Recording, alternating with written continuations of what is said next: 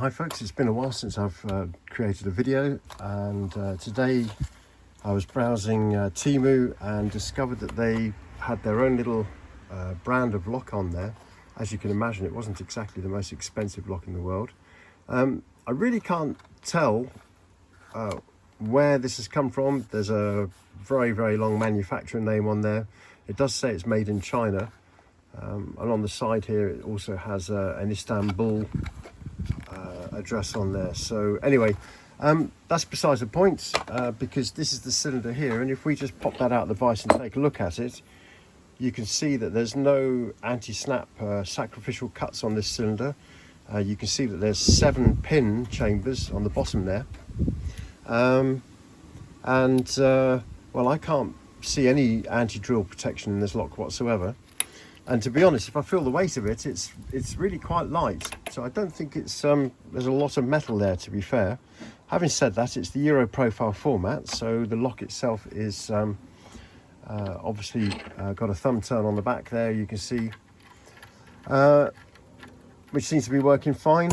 It comes with 5 keys, and on the keys there are only 1, 2, 3, 4. There's only 6 cuts on the key, which would suggest to me that although there's 7 pin chambers in here, one of them is not actually occupied. So it feels like a budget cylinder. There's a lot of slop in there, but it's quite smooth to use. It's not the worst, that's for sure. So what we're going to do is see what it's going to take to pick this open. I've got a set of picks here, dimple flag picks. These are just standard flag picks, and I need to select a flag pick that's going to be able to reach through the warding on this lock and be able to fully depress the pins. So for example, if I take this silver profile here, which has got a slight rounded hook to it, if I pop it in the keyway there's no way that's actually going to be able to depress the pins. So the silver's out of the question. The gold is slightly smaller, and the gold looks like it could actually be a winner there. So we'll run with the gold pick, and I'm going to use this particular dimple wrench because this is a thumb turn. Somewhere in the back here there should be a spring.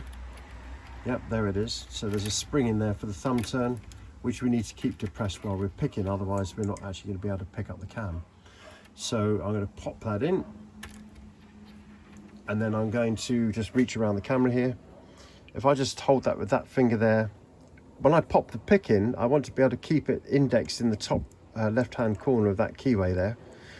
So I'm going to use my thumb to do that. So effectively I'm now cradling the entire cylinder, for want of a better description. So I'm going to pop the pick in now. I'm going to rake first, so I'm just going to go in and out on top of those pins and just give them a little tap. And I've had no movement whatsoever from the core, so now we're going to try and single pin pick it. So I'm going to pop the pick in there, find the first pin, there it is. Nothing but no movement on that. 3, moving my way to the back here, looking for pins that are ready to be picked. There we go, there's 1. Which pin was that? That was pin 5.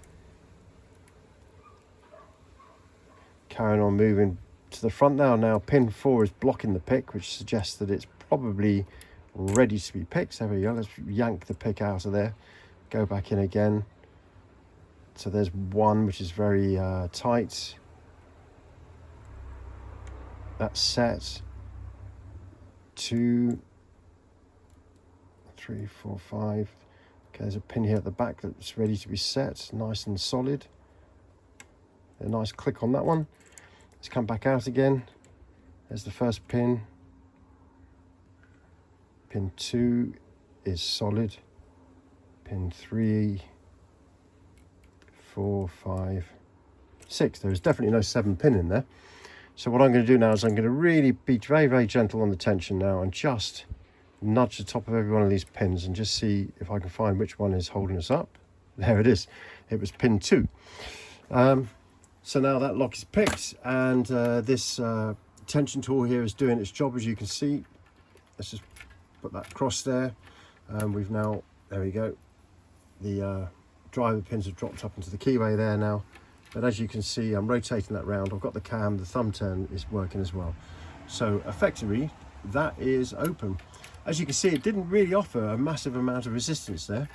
So yeah, from a security perspective, there's no rating on the cylinder, there's no writing, there's no codes or serial numbers whatsoever. So basically, it's a Euro cylinder. It's fit for purpose because it obviously fits into a Euro cylinder profile with the cam, but I really wouldn't trust it in any sort of high security application whatsoever.